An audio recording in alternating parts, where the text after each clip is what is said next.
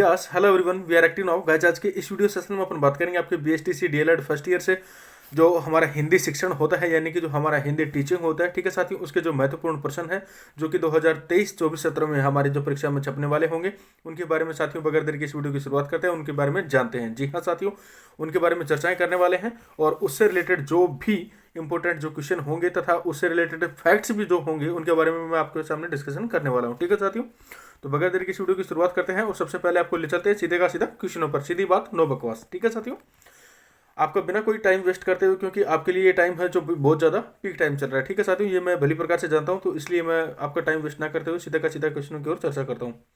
First of all बात करूँगा साथियों कि आपको ध्यान ये रखना है कि ये जो क्वेश्चन पेपर है, कोई भी इस चीज़ को ऐसे ना समझे कि ये ओरिजिनल पेपर है, बल्कि ये है एक मॉडल पेपर। ठीक है साथियों, क्योंकि एक मॉडल पेपर की दृष्टि से हमने इसको बनाया है। ठीक है, जो कि परीक्षा की दृष्टि से महत्वपूर्ण होने वाला है। ठीक है, इस प्रश्न पत्र में केवल वही प्रश्न लिए गए हैं जो प्रश्न परीक्षा की दृष्टि से महत्वपूर्ण है, यानी कि जो एग्जाम में छप सकते हैं। ठीक है साथियों, बात कर लेते हैं क्वेश्चन नंबर फर्स्ट के बारे में।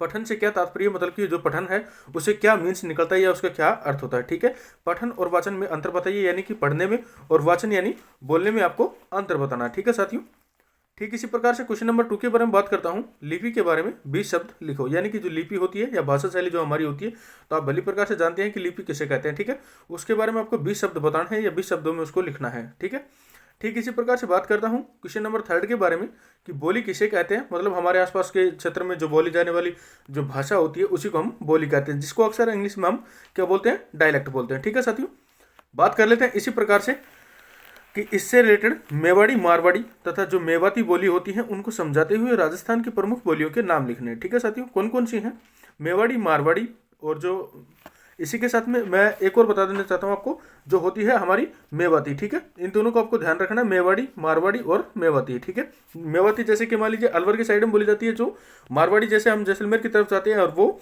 और उसी के साथ में जो मेवाड़ क्षेत्र है आप भली प्रकार से जानते हैं, राणा प्रताप की स्थली। ठीक है, उससे रिलेटेड जो भी एरिया होते हैं उसमें ये भाषाएं बोली जाती हैं। ठीक है, उसको समझाते हुए आपको राजस्थान की प्रमुख बोलियों के नाम लिखने और उससे रिलेटेड कुछ मतलब कि जो फैक्ट्स होते हैं, या मैं ऐसे कहूँ कि उससे रिलेटेड जो भी जानकारी होती है उसको आपको जरूर लिखना है। क्वेश्चन नंबर 4 के बारे में बात करूंगा। अभिधा, लक्षणा, व्यंजना, शब्द शक्ति में अंतर उनके उदाहरणों के द्वारा आपको समझाना है। ठीक है साथियों, जो हमारी शब्द शक्ति होती है कौन कौन सी, अभिधा, लक्षणा और व्यंजना, ये जो शब्द शक्ति होती है इनका एक तो आपको डिफरेंस चार्ट बनाना है, मतलब कि इनका जो चार्ट आपको डिजाइन कर लेना है, उसमें इनके जो चार्ट होते हैं मतलब इनके अनुसार अभिधा का कि भाई ये सेक्शन है, इसी के साथ में लक्षणा का ये है, इसके साथ में व्यंजना ये है। ठीक है, तीनों शब्द शक्ति अलग अलग हो जाएंगी और उसके बाद में उनके उससे जुड़े हुए जो उदाहरण होंगे, या मैं ऐसे कहूँ कि उससे रिलेटेड जो भी एग्जाम्पल होंगे उनको आपको बताना है, उनको आपको एक्सप्लेन करना है। ठीक है साथियों, ठीक इसी प्रकार से आगे बढ़ते हैं और क्वेश्चन नंबर 5 की ओर बात करता हूँ। वाक्य को परिभाषित करते हुए उसके प्रकार बताइए। ठीक है साथियों, वाक्य यानी आपका जो सेंटेंस होता है उसको, ठीक है, उसको आपको डिफाइन करना है और उसके बाद में उसके जो टाइप्स होते हैं या उसके काइंड्स होते हैं उनके बारे में आपको डिटेल से एक्सप्लेन करना है। ठीक है साथियों, ठीक इसी प्रकार से अपन आगे की ओर बढ़ते हैं क्वेश्चन नंबर 6 की ओर। उससे पहले मैं आपको बता देना चाहता हूँ साथियों, अगर आप फर्स्ट टाइम पे विजिट कर रहे हैं तो चैनल को सब्सक्राइब कर लेना। इसी तरह का डिजिटली कंटेंट आपको हर रोज डेली और महत्वपूर्ण अपडेट्स हैं वो आपको यहाँ पे मिलती रहती हैं। ठीक है साथियों, और वो भी बिना किसी कॉस्ट के, फ्री ऑफ कॉस्ट मिलती है आपको। इसी प्रकार से एक और आपको बता देना चाहता हूँ कि आपको ये वीडियो देख करके कैसा लगा, कमेंट बॉक्स में हमें जरूर साझा कीजिएगा, अपने दोस्तों के साथ में इसे साझा करना ना भूलिएगा। बात कर लेते हैं क्वेश्चन नंबर 6 के बारे में। बाल साहित्य क्या है, स्पष्ट कीजिए। यानी कि जो बाल साहित्य होता है वो क्या होता है, क्या मतलब कि मान लीजिए हम किसे कहते हैं, या उसके उस संदर्भ में आप क्या सोचते हैं, उस संदर्भ में आपका क्या मतलब होता है, या ऐसे कहूँ कि उसके संदर्भ में आपकी क्या राय होती है, उसको आपको एक्सप्लेन करना है। ठीक है साथियों, ठीक इसी क्रम में हमारा आता है क्वेश्चन नंबर 7। लिखना को परिभाषित कीजिए, मतलब कि हम जो लिखते हैं वो क्या होता है उसको आपको डिफाइन करना, उसको आपको परिभाषित करना है। ठीक है, मूल्यांकन व आकलन में अंतर बताओ। यानी कि जो मूल्यांकन होता है और एक आकलन होता है, कहने का मतलब एक होता है एवल्यूशन और एक इसी के साथ में अपन जैसे कह सकते हैं ग्रेडिंग होता है, एक होता है ओरली। ठीक है, उनमें से आपको डिफरेंस बताना, मूल्यांकन और आकलन में क्या क्या अंतर है। मतलब मूल्यांकन जैसे कि लिखित रूप में होता है और आकलन अपन कहें कि बेसिक दृष्टि से अपन देख लेते हैं किसी भी साइड से, तो वो हो जाता है हमारा आकलन। ठीक है साथियों, ठीक इसी प्रकार से क्वेश्चन नंबर 8 यानी कि प्रश्न नंबर 8 के बारे में मैं चर्चाएं करता हूं और बात करता हूं भाषा शिक्षण के मूल कौशल। यानी कि जो हमारा भाषा शिक्षण होता है, या मैं ऐसे कहूं कि जो लैंग्वेज टीचिंग होती है उसके जो मेन पॉइंट्स होते हैं, या ऐसे कहें कि जो उसकी मेन स्किल होती है, बेसिक स्किल होती है, ठीक है, वो और उसके प्रमुख अंगों यानी कि उसके जो मेन पार्ट्स होते हैं, उसके जो काइंड्स होते हैं, उनका आपको विस्तार से वर्णन करना है। ठीक है साथियों, क्वेश्चन नंबर 9 के बारे में बात करूंगा। घोष व अघोष में आपको अंतर स्पष्ट करना है, मतलब कि अनाउंसमेंट जो होती है उससे रिलेटेड। ठीक है साथियों, क्वेश्चन नंबर 10 आता है मानकीकरण क्या है, यानी कि मानकीकरण है उससे क्या मतलब होता है या उससे आपका क्या तात्पर्य है। इसके साधन बताइए, मतलब इसके जो भी रिसोर्सेज होते हैं या मैं से कहूँ कि इसके जो सोर्स होते हैं उनके बारे में आपको बताना है। ठीक है, ठीक इसी श्रृंखला में आगे बढ़ते हुए हमारे पास में आता है क्वेश्चन नंबर 11, यानी वर्ण विचार पर टिप्पणी कीजिए। आखिरकार वर्ण विचार जो होता है वो क्या होता है या उससे क्या मतलब निकलता है। ठीक है, क्वेश्चन नंबर 12 आता है समाचार लेखन क्या है, यानी कि जो हमारा अपन ऐसे कहें कि न्यूज़पेपर राइटिंग जो होती है या ऐसे कहें कि जो न्यूज़ राइटिंग होती है क्या होती है। उल्टा पिरामिड शैली को समझाइए, यानी कि इस टाइप से जो हमारा जो ट्राइंगल होता है, एक तो मान लीजिए एक तो ये हो गया सीधा वाला और उसी के साथ में अगर इसको ऐसे कर दें तो ये क्या हो गया अपोजिट वाला। ठीक है, ये वाला जो फॉर्मूला होता है वो क्या होता है या इस टाइप की जो शैली होती है वो क्या होती है। बात करते हैं इसी के आगे, नाटक के भेद व शिक्षण बताइए, मतलब जो नाटक होता है उसकी क्या क्या भेद होती हैं, उसकी क्या क्या टाइप्स होते हैं। ठीक है, कौन कौन से नाटक होते हैं, जैसे कि मान लीजिए एकाकी है, नुक्कड़ है, इत्यादि प्रकार के। ठीक है, वो वाले आपको बताने हैं। उसके साथ में आपको क्या बताना है, नाटक शिक्षण। ठीक है, वो क्या होता है, यानी कि ड्रामा टीचिंग। या मान लीजिए इसके अलावा आपको दूसरा क्वेश्चन ऑप्शन में मतलब कि अथवा में देगा, ये वाले क्वेश्चन जो हमारे होंगे ये वाले आपको देखने को मिलेंगे 4 नंबर से रिलेटेड। ठीक है साथियों, इसी के साथ में जो हमारे पहले वाले आए थे ये वाले आपको 3 से और 5 के बीच में देखने को मिलेंगे। ठीक है साथियों, आप आगे बढ़ते हुए बात करते हैं अपन, मतलब कि जो हमारा क्वेश्चन नंबर 13 था, यानी कि 13वां जो प्रश्न था उसके बाद में आता है अथवा में या कथानक क्या है। यानी कि मान लीजिए एक तो अपन कहें कि कथानक या कथानायक भी बोलते थे इसको, लेकिन कथानायक ना होकर वो होता है कथानक। ठीक है, क्लियर हुआ। ठीक इसी प्रकार से बात कर लेते हैं क्वेश्चन नंबर 14, यानी कि क्वेश्चन नंबर 14 के बारे में। विकारी व अधिकारी में अंतर लिखो। सिंपली से आप सभी जानते हैं यार, अधिकारी गवर्नमेंट के द्वारा नियुक्त कोई भी होता है, किसी भी पद पर रहते हुए काम कार्य करता है वो क्या होता है, अधिकारी होता है। बात कर लेते हैं विकारी, जो समस्या खड़ी करे वो विकारी। ठीक, ध्यान रखना है। इसी टाइप से जो क्वेश्चन होते हैं इनको आपको सोल्यूशन सोच लेना है। ठीक है, बात कर लेते हैं क्वेश्चन नंबर 15 के बारे में। जो प्रश्न नंबर 15 है, अभिवृत्त्यात्मक और ज्ञानात्मक, और इसी के साथ में मैं ऐसे कहूँ कि वृद्धात्मक। ठीक है, ये जो होते हैं पॉइंट, इनके जो उद्देश्य होते हैं उनसे आपका क्या आशय या आप उनके द्वारा क्या समझते हैं। ठीक है साथियों, बात कर लेते हैं क्वेश्चन नंबर 16 के बारे में। मौखिक अभिव्यक्ति से क्या तात्पर्य है, मतलब जो हमारी ओरली एक्सप्रेशन होती है उससे क्या मीन्स होता है या ऐसे कहें कि उससे क्या अर्थ निकलता है। ठीक है, कौशल की विशेषता व आकलन बिंदु बताइए। ठीक है, जो कौशल होता है उसकी क्वालिटीज या स्पेसिफिकेशन आपको बतानी है या उसके जो एवल्यूशन के जो पॉइंट्स होते हैं उनको एक्सप्लेन करना है। ठीक है, क्वेश्चन नंबर 17 के बारे में बात करता हूँ, या क्वेश्चन नंबर जो हमारा 17 है उसके बारे में। देखो और कहो विधि क्या है। ठीक है, देखो और कहो विधि क्या है, इसको आपको विस्तार पूर्वक बताना है।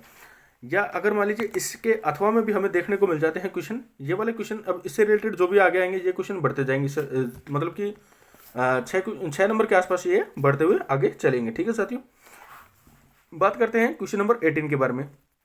मौन वाचन का अर्थ बताइए, यानी कि जो साइलेंट रीडिंग होती है या ऐसे कहें कि जो साइलेंट स्पीकिंग होती है। ठीक है, वो क्या होती है। साइलेंट रीडिंग आप सभी जानते हैं, मतलब आई मीन दैट मगर जो होठ होते हैं उनको बगैर हिलाए या मान लीजिए इनकी कोई भी मूवमेंट ना हो और उस चीज़ को पढ़ते हुए चलना, वो क्या होता है, साइलेंट रीडिंग होता है। मौन वाचन भी उसी में आता है। ठीक है, सहस्वर वाचन की विशेषता क्या है, मतलब कि जो बोलते हुए अपन चलते हैं जो साउंड सुनाई देती है। ठीक है, वो सहस्वर वाचन के अंतर्गत आता है, लेकिन उसमें भी कुछ डिफरेंट होते हैं। जैसे मान लीजिए कोलाहल पूर्ण हो गया, या ऐसे कहें कि जो मौन वाचन है वो, या मान लीजिए मध्यमा हो गया। इसी प्रकार से सहस्वर वाचन की विशेषताएं क्या है आपको बताना है। ठीक है, जो मतलब कि शेड्यूल से चले, या ऐसे कहें कि जो सुनने में प्रिय हो। ठीक है, उस टाइप से। क्वेश्चन नंबर 19 आता है, या मैं ऐसे कहूँ कि प्रश्न नंबर 19 होता है, लेखन के विभिन्न पहलू बताइए, यानी कि जो राइटिंग होती है। ठीक है, उसके जो मैनी या ऐसे कहें कि जो डिफरेंट टाइप्स होते हैं वो आपको बताने हैं, या उसके काइंड्स होते हैं वो।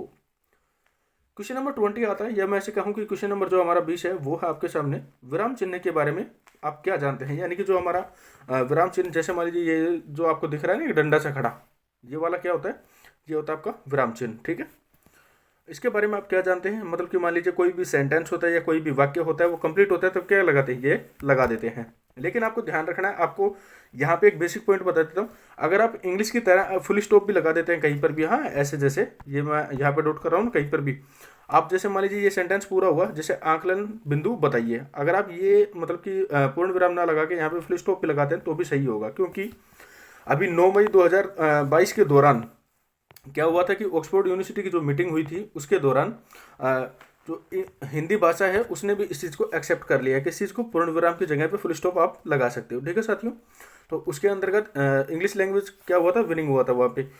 मतलब कि ये जो फुल स्टॉप है इसको आप लगा सकते हो, तो आपका सेंटेंस गलत नहीं माना जाएगा। ठीक है, इस चीज़ को आपको ध्यान रखना है। ठीक है, इससे अलावा जो भी क्वेश्चन होंगे जो 8 नंबर से जुड़े हुए होंगे जो अब, ठीक है, उनके बारे में चर्चाएं करते हैं।